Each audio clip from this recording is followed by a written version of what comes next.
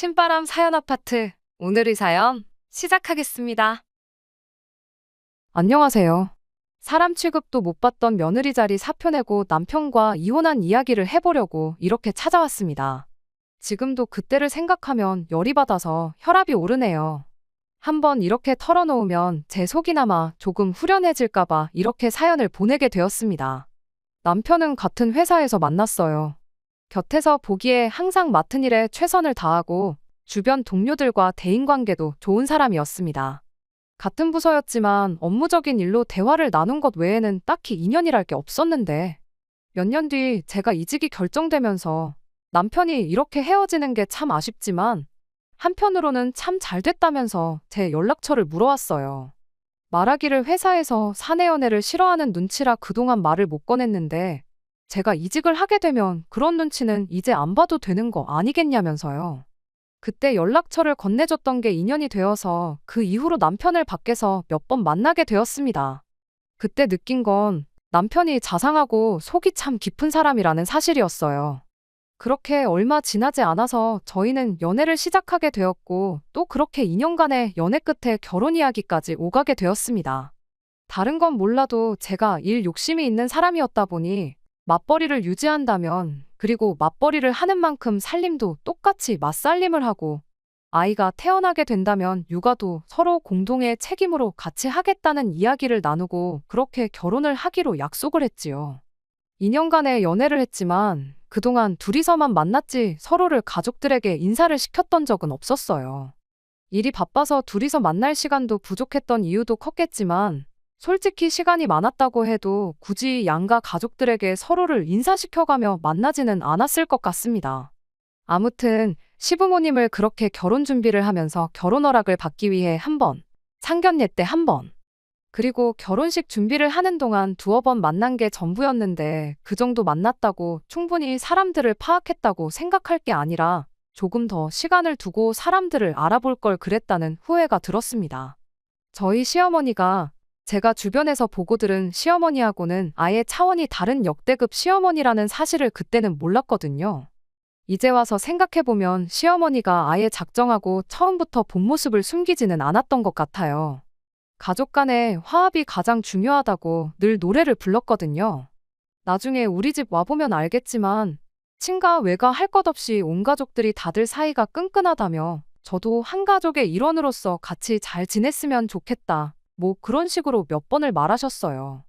결혼식장에서 저는 신부 대기실에 있느라 자세히는 몰랐지만 식 마치고 식사하는 동안 인사드리고 하는데 시댁 식구들 앉아있는 자리 쪽이 왁자지껄한 게 그때는 그냥 진짜로 사이가 좋긴 좋은가 보다. 남편이 대인관계가 좋은 게 가족들끼리 사이가 좋아서 그런 거구나. 그냥 그 정도로만 생각하고 말았었습니다. 그렇게 신혼여행을 다녀왔고 그 주 주말에 시댁에 인사를 드리러 찾아갔었어요. 그런데 시댁에 시부모님만 계신 게 아니었어요. 시이모님하며 시숙부님 그리고 남편의 사촌 형제들의 그쪽 집 아이들까지 전부 다 모여 있었습니다. 이미 시댁 현관문에 들어서는 순간부터 집이 떠나갈 정도로 시끌벅적한 분위기였지요. 신혼여행지에서 선물이라고 사온 게 시부모님 것밖에 없었는데 참 낭패다 싶었죠. 남편한테 이렇게 다들 모여 계시는 건지 당신도 몰랐냐니까 남편은 자기는 알고 있었는데 굳이 말할 필요가 없어서 말을 안 했다는 황당한 대답을 해왔고요. 조용히 선물이라고 어머님 아버님 거밖에 없는데 손 작아 보인다고 한마디 들을 것 같아 걱정된다고 했더니 우리 가족들은 그런 거 신경 하나도 안 쓰는 사람들이라며 걱정 붙들어 매라는 식으로 짧게 대답을 하고 말았어요. 시어머니는 우리 며느리 가족들한테 인사시키려고 온 가족들을 불렀다고 말을 하셨는데 속으로 저는 바로 며칠 전 결혼식장에서 전부 다 인사를 드렸는데 굳이 며칠 만에 또 이렇게 자리를 만들 필요나 있었나 하고 생각했습니다. 인사만 드리고 오려고 했는데 그날 저녁까지 시댁에 붙들려 있었어요. 자리가 마무리가 될 때쯤 시어머니가 갑자기 저한테 계모임 이야기를 꺼내더군요. 달에 100만 원씩 모으는 계모임이고 가족이라면 무조건 참여를 해야 한다는 식으로. 마침 다음 달부터 다시 새로운 계가 시작되니까 그때부터는 회비를 늦지 않고 낼 수 있게 하라고 통보하듯 말을 꺼내왔어요. 제 인생에 있어서 계모임 같은 건 해본 적도 없었고 굳이 가족들끼리 돈이 오갈 이유도 없지 않나 싶어서 그거 꼭 해야 하는 거냐고 시어머니한테 되물었죠. 그랬더니 시어머니가 계모임의 장점에 대해서 열변을 토하기 시작했어요. 7집이 1년에 많아봐야 2회씩 하는 건데 목돈이 급하게 필요한 집에는 그것대로 큰 도움이 되고 당장 돈 쓸 일 없는 집은 은행보다 이자가 좋으니 가족끼리 서로 도우면서 이득도 동시에 보는 해서 손해볼 게 하나도 없는 가족 화합에 있어서는 그야말로 최고의 방법이라는 겁니다. 또한 돈이 걸려있는 만큼 매달 가족들끼리 다 같이 모여서 시간도 보내지 않느냐고 가족끼리 화합도 도모할 수 있다고 아무리 생각해도 하지 않을 이유가 없지 않냐면서 우리 가족이면 무조건 해야 하는 거니 빠질 생각 말라면서 굳이 강요를 하는 거예요. 집에 가는 길에 남편한테 왜 이런 건 진작에 알려주지 않았냐고 물었어요. 그랬더니 남편이 다른 집들은 이렇게 안 하냐고 너네 집은 가족들끼리 안 모이냐며 오히려 가족계를 안 하는 저희 집이 신기하다고 놀라더군요. 그리곤 어머니 설명 들어서 알겠지만 나와보면 너도 이게 얼마나 좋은지 알 거라며 또 걱정 말라는 식으로 대답을 하고 말았어요. 하지만 제가 직접 겪어본 이 시자 계모임은 정말이지 제가 참석했던 그 어떤 모임과 비교해봐도 최악이라고 자부할 수 있을 만큼 좋은 점이라곤 하나도 없었습니다. 일단 적금 드는 느낌으로 개를 마지막에 타서 이자를 가져가라는 것부터 말도 안 되는 소리였어요. 개 타는 집이 20명이 넘는 가족들을 위해 밥을 사야 했거든요. 첫 달 타가는 사람이 550을 가져가고 마지막 달에 타가는 사람이 50만 원을 더 받아가는 구조이긴 했는데 막달에 타가면 타가는 대로 사람들이 어떻게든 본전을 뽑겠다는데 혈안이 돼서 다 먹지도 못할 만큼 음식을 시켜대는 건 기본이었어요. 또 개 타는 사람이 시어머니나 시이모님, 시숙부님 등 어른들 집 차례가 되면 그건 그거대로 고생이었죠. 20명분 외식비 내는 건 또 싫었는지 음식은 직접 해먹는 게 최고라면서 집안 며느리들을 불러내 아침 일찍부터 음식을 시키곤 했거든요. 시이모님 댁이나 시댁이나 집이 20평도 안 되는 작은 아파트였는데 그 좁은 주방에서 20명 먹을 음식을 하는 것도 고역이었고 그 좁은 집에 20명이나 되는 사람들이 모이는 것도 못할 짓이었습니다. 시숙부님 집은 그나마 넓기는 했는데 그렇다고 해서 음식하는 게 편해지는 것도 아니었고요. 그런데 사촌동서들은 사촌동서들대로 이렇게 사는 게 자신의 숙명이라고 생각했는지 아니면 이미 오래 이 상황을 겪어서 익숙해진 건지 이 상황을 두고 아무 불만 없어 보이는 게 오히려 참 신기해 보였죠. 그렇게 시댁 가족화합의 장이나 마찬가지인 계모임을 1년 하고 나니 돈도 돈이고 이거 한다고 좋은 점이라곤 눈을 씻고 찾아볼 수가 없었어요. 1년 했으면 저도 할 만큼 했다고 생각했고 이쯤 돼서 우리 가족은 빠진다고 해도 큰 문제가 없지 않을까 그렇게 생각을 했습니다. 어차피 저희 결혼하기 전에는 저희 없이도 했던 거니 회사 일도 힘들고 몸이 축나서 안 되겠다고 말하면 대충 이해해주지 않을까 하는 생각이었어요. 때마침 남편이 시댁에 다녀올 일이 있다고 해서 그럼 간 김에 한번 어머님께 말씀드려보라고 했죠. 남편은 자기는 즐겁기만 하고만 뭐가 문제냐며 툴툴거리더군요. 내가 원래도 사람들 많은 데는 기가 빨려서 일부러도 피하는 성격인 거 알지 않느냐고. 그런데 요즘 회사 일도 바쁘고 시댁은 시댁대로 가고 계모임은 계모임대로 가고 한 달에 2~3번은 꼭 시댁 식구들하고 어울려야 하는데 그렇다고 친정집에도 똑같이 가는 거 아니지 않냐고. 솔직히 너무 스트레스 받고 힘들다고 이야기를 했어요.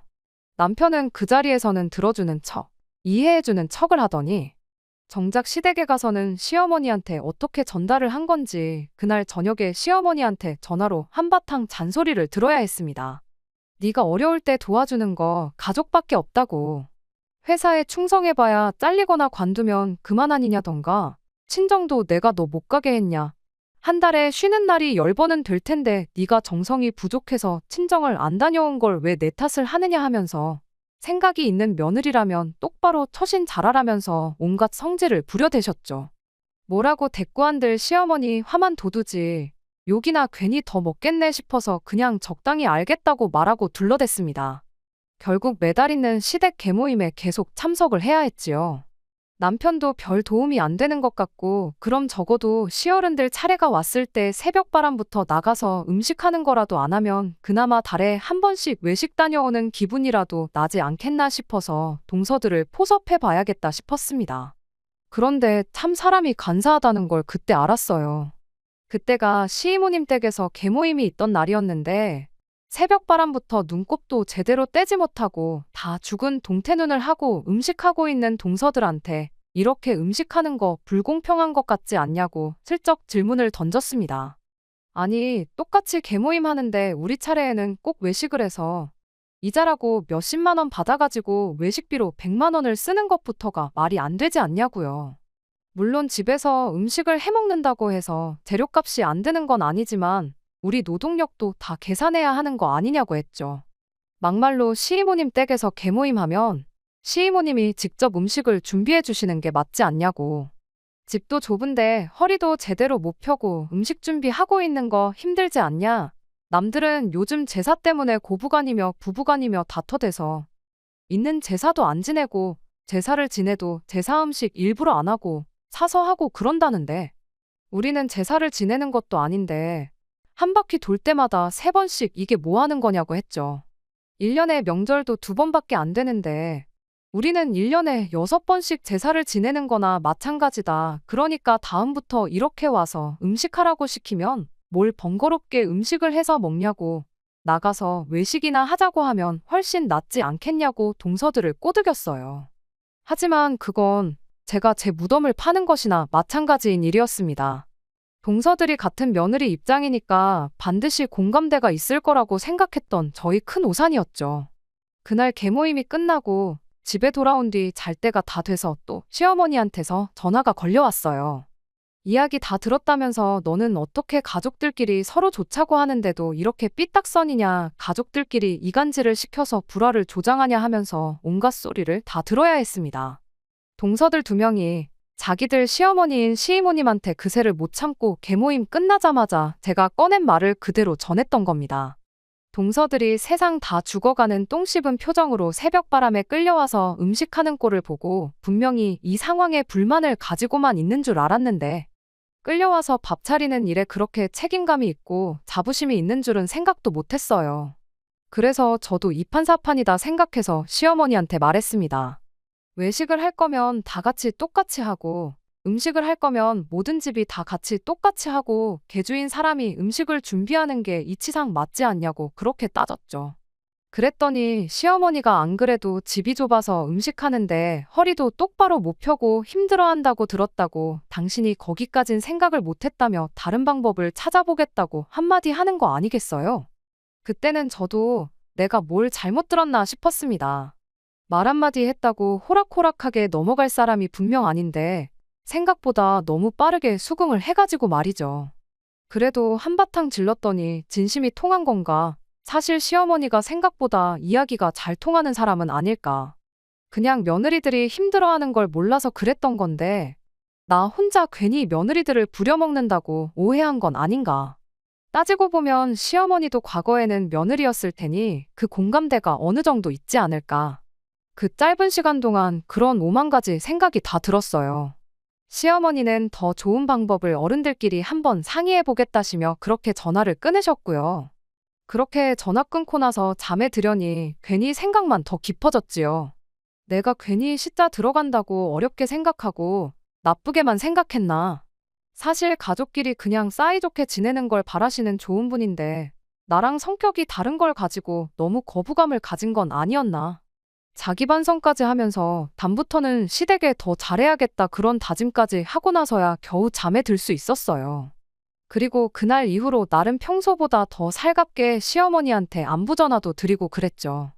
그런데 한 달 만에 다음 계모임이 돼서 내가 잘못 생각했다는 걸 깨닫게 되었고 한 달 남짓한 시간이지만 반성도 하고 시어머니한테도 나름 잘했던 그 하루하루들을 뼈저리게 후회하게 되었습니다.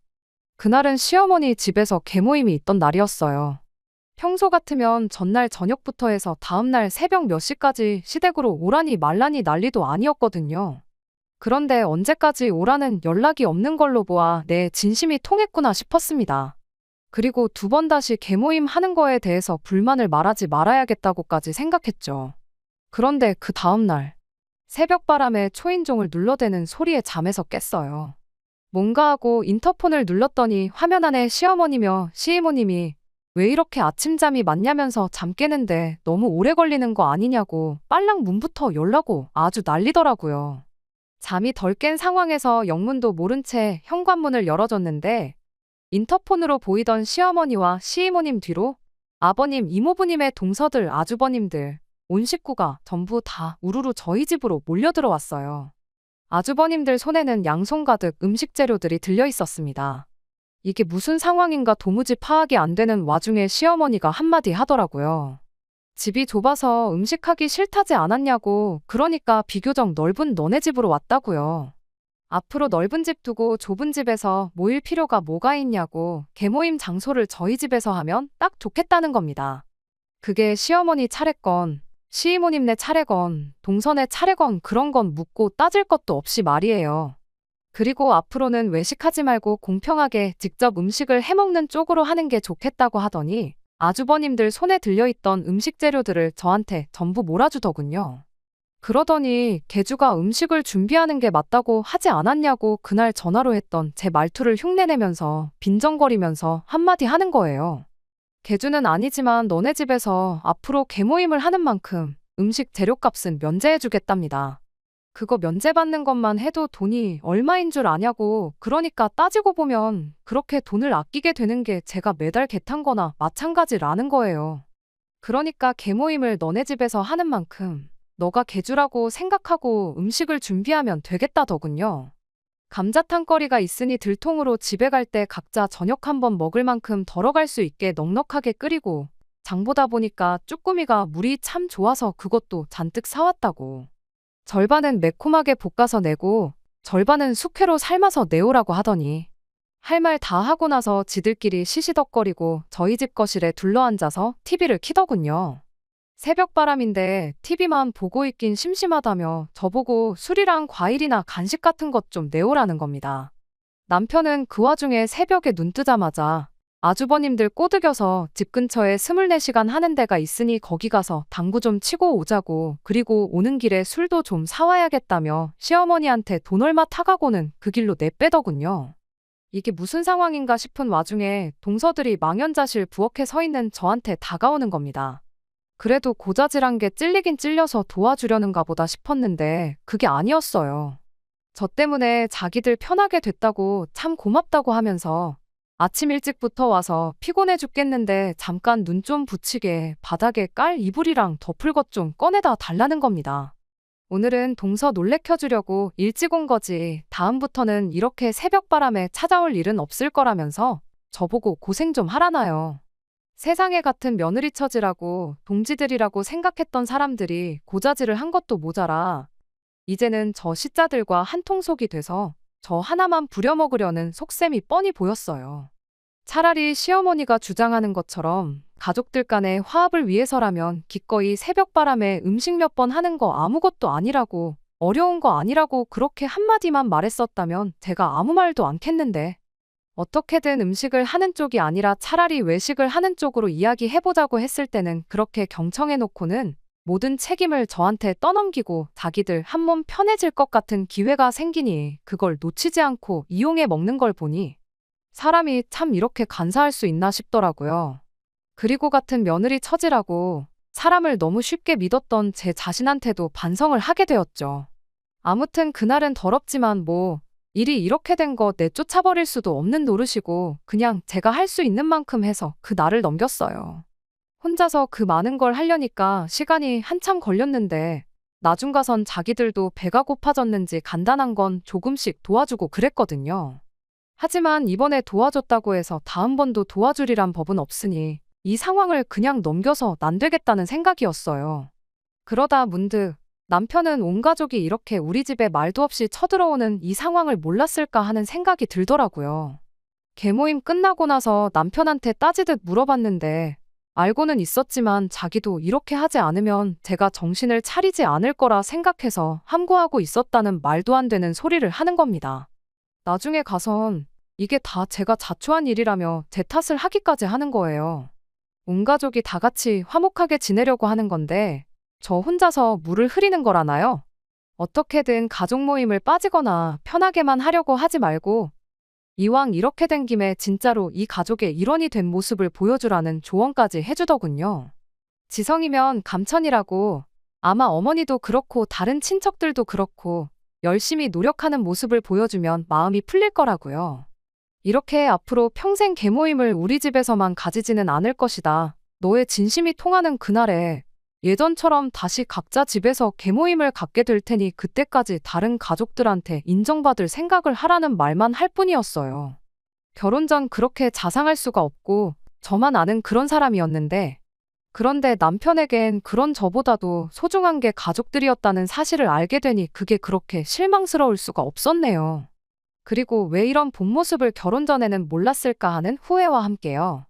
어떻게 하면 이 상황을 타개할 수 있을까 고민해봤지만 온 가족이 저러는 거다 보니 마땅한 수가 떠오르지는 않았습니다.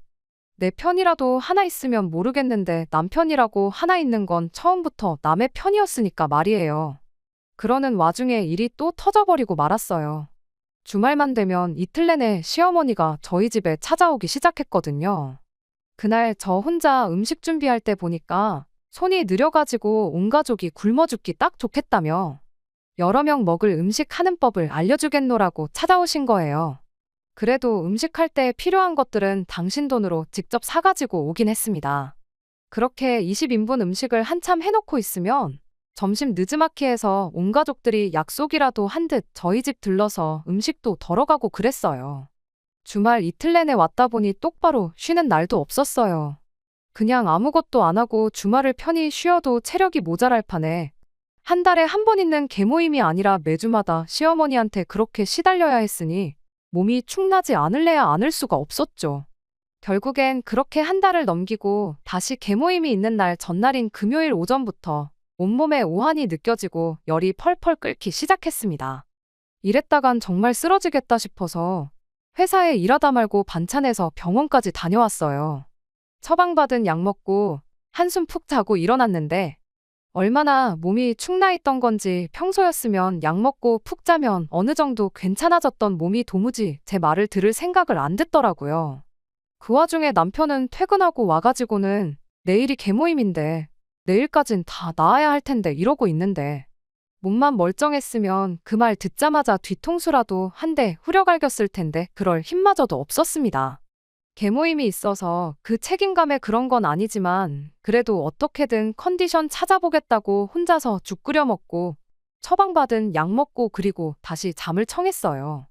그런데 밤 1시쯤 되니까 상태가 나아지기는커녕 더 악화가 되는 거예요. 가만히 있어도 몸이 벌벌 떨리고 손 하나 까딱하기 힘들 만큼 몸이 안 좋았습니다. 자는 남편 깨워서 겨우겨우 응급실을 다녀왔고 거기서 링거라도 한 방 맞고 나오니 그나마 나아져서 새벽 4시가 돼서 겨우 다시 집에 돌아와 다시 잠을 청할 수 있었습니다. 그렇게 겨우 잠들어서 회복을 하고 있었는데 난데없이 남편이 저를 아침 대바람부터 깨우는 거예요. 머리맡에 두었던 핸드폰을 보니 아침 7시였는데 아침 일찍부터 무슨 호들갑인가 했더니 시어머니가 저한테 톡을 보냈는데 제가 답장을 안 한다더라며 남편한테 전화가 왔답니다. 그래서 무슨 일인가 톡을 열어봤는데 오늘은 소갈비찜이 좋겠다며 핏물 빼는데 시간이 걸리니 아침 일찍부터 부지런히 움직여야 한다고 톡을 새벽 6시에 보내놓으셨더라고요. 1시간 동안 제가 아무 대답도 없으니 남편한테 전화해서 저를 깨우라고 시켰던 거고요. 몸은 여전히 말을 안 듣는데 그 톡까지 보니 정말 아무 의욕도 안 생기더군요. 마트도 10시는 돼야 여는데 그 이른 시간에 톡을 보낸다고 갈비를 사올 수 있는 것도 아니고 없는 갈비를 두고 핏물을 뺄 수 있는 것도 아닌데 뭐가 그렇게 호들갑인지 싶었어요. 그래서 시어머니 톡에 답장도 안 하고 남편한테 나는 몸 상태가 안 좋아서 오늘 음식 준비는 못할 것 같으니 알아서 가족들하고 외식을 하고 오던가 해라 한마디 하고 다시 잠을 청했습니다. 그랬더니 남편이 가당치도 않은 소리 하지 말라고 집 근처 식자재 마트는 일찍 여니까 거기서 재료 사다가 당장 음식을 할 생각부터 하라면서 저를 깨우더군요. 당신 몇 시간 전까지 나랑 같이 응급실에 있지 않았냐고, 다른 사람도 아니고 마누라 몸 상태가 이런데 그러고 싶냐고 한마디 쏘아붙였더니 그야말로 전전긍긍하면서 어쩔 줄을 몰라 하더라고요. 그러더니 한다는 소리가 그럼 10시까지만 더 쉬랍니다. 그리고 10시에 일어나서 마트에서 장 봐다가 음식 준비하면 저녁 시간 맞춰서 얼추 시간은 되지 않겠냐는 소리를 하는 거예요. 그 말을 들으니 어이가 없어서 그렇게 집에서 개모임이 하고 싶거든 니 혼자 준비해서 하라고 말하고 그 길로 아픈 몸 이끌고 집 나와 택시 잡아서 친정집으로 향했습니다. 친정 부모님이 무슨 일로 아침 대바람부터 친정에 다 왔느냐고 걱정하시길래 제가 조금 몸이 아픈데 집에 있으면 괜히 신경 쓸 게 많아서 그냥 아무 생각 안 하고 푹 쉬려고 왔다고 대충 둘러대고 말았어요. 그렇게 다시 잠을 청했죠. 신경 쓸 것도 없고 거기에 세상 무슨 일이 있어도 내 편만 들어줄 친정 부모님까지 계시니 마음이 놓여서 그랬나. 정말 세상 모르고 오랜만에 휴식다운 휴식을 했던 것 같아요. 몇 시간이나 잤는지도 모를 만큼 푹 잘 쉬고 있는데 친정집에서 들려서는 안 될 목소리가 들리기 시작했습니다. 잠결에 헛게 들리나 싶었는데 그게 아니었어요.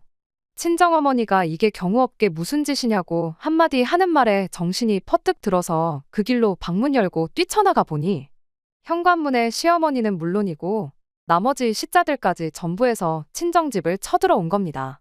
그 와중에 남편은 체면 때문에 그런 건지 그렇게 했다간 죽은 목숨인 줄은 알고 있는 건지 맨 뒤에 구석에서 고개만 쳐숙이고 있더군요.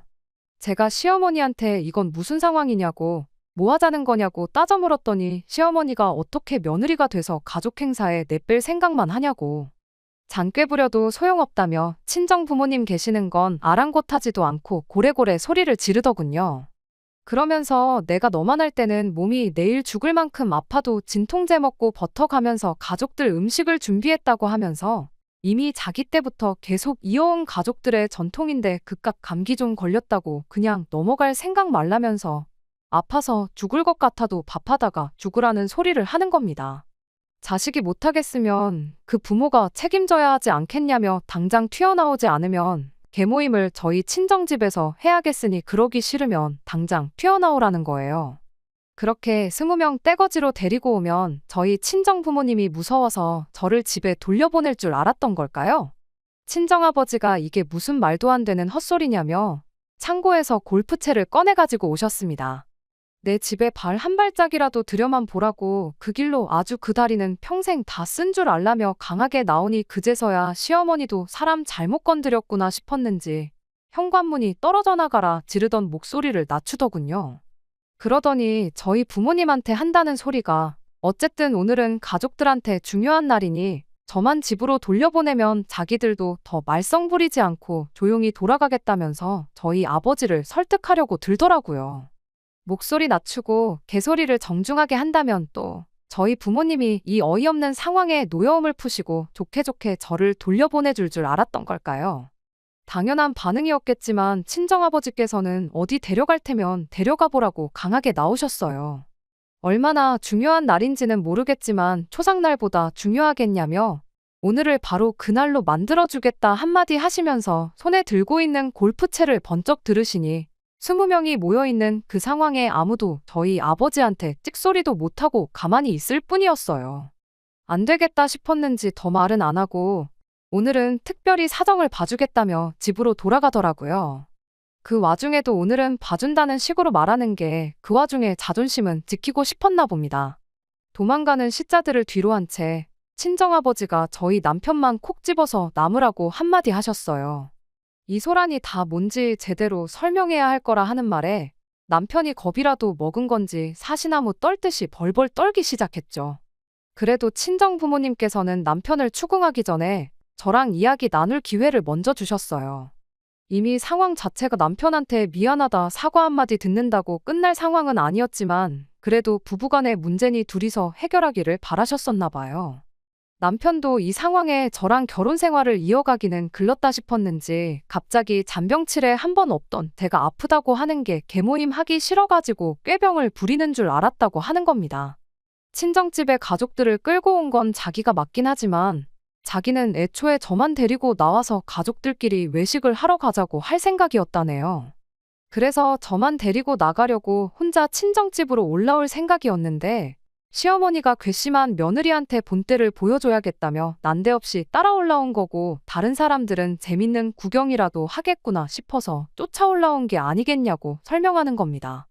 사유가 어쨌건 간에 이미 이 집구석의 밑바닥까지 다 봐버린 상황에 굳이 남편하고 잘 풀어서 시댁하고 해결을 봐야겠다는 생각도 없었어요.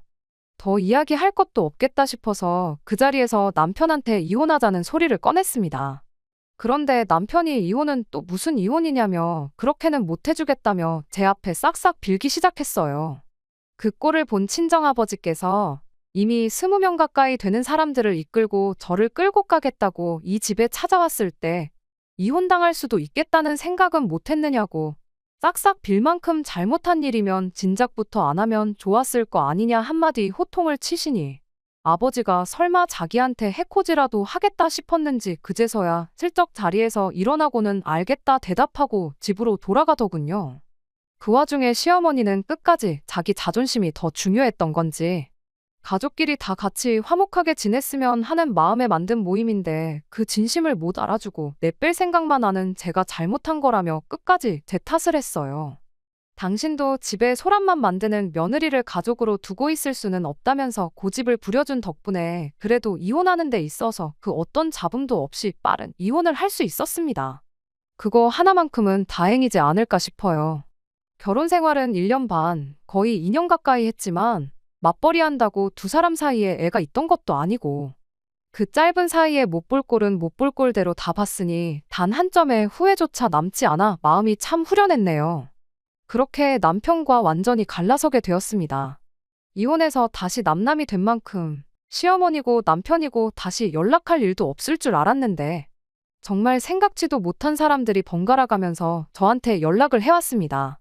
그 집 며느리 노릇하면서 식모 노릇을 자처하던 동서들한테서 말이죠. 이혼하고 나니 어떻냐니 주변에서 이상하게 보지는 않느냐느니 하면서 좋겠다고 자유의 몸이 된 제가 부럽답니다. 어차피 반반 결혼을 했고 맞벌이 생활 한 데다가 결혼 생활이라고 2년도 안 했는데 재산 분할을 할 것도 없었거든요. 그냥 공정하게 절반 딱 갈라서 이혼했어요. 그런데 동서들은 다 결혼한 지 5년, 6년씩 됐다 보니 이혼하면 재산 분할은 어떻게 되는 건지 자기는 전업주부 생활만 했는데 분할을 받을 수 있는 건지 아닌지 그런 걸 물어보는 거 아니겠어요? 이혼하고 싶으면 나 말고 변호사 찾아가서 물어보라고 쓴소리 한마디 해줬네요. 그런 것까지 나한테 물어보는 걸로 보아하니 형님들은 누가 알려주고 시키는 대로밖에 못 사는 사람들인 것 같은데 그냥 그 집에서 시키는 대로 달마다 모여서 음식이나 하고 그러면서 살라고 한마디 해줬습니다. 그렇게 식모 노릇 하면서 사는 게 오히려 마음 편하고 좋을 거라고요. 못 같으면 니들도 한 방 들이받고 이혼하라고 한마디 해줄까 하다가 스스로 식모 취급 받으면서 현실에 순응하며 사는 사람들 괜히 이혼시켰다가 인생 망했다고 무슨 원망을 들을 수는 없는 일 아니겠어요? 집 팔자 지가 꼬는 거고 푸는 것도 지가 스스로 풀어야지요. 적어도 저는 힘들게 풀어놓은 제 팔자 다시 꼬이지 않게 정신 차리고 똑바로 살아야겠습니다. 끝까지 들어주셔서 감사합니다. 오늘의 사연은 여기까지입니다. 구독과 좋아요, 알람 설정 부탁드리고 더 좋은 사연으로 다시 찾아뵙겠습니다. 감사합니다.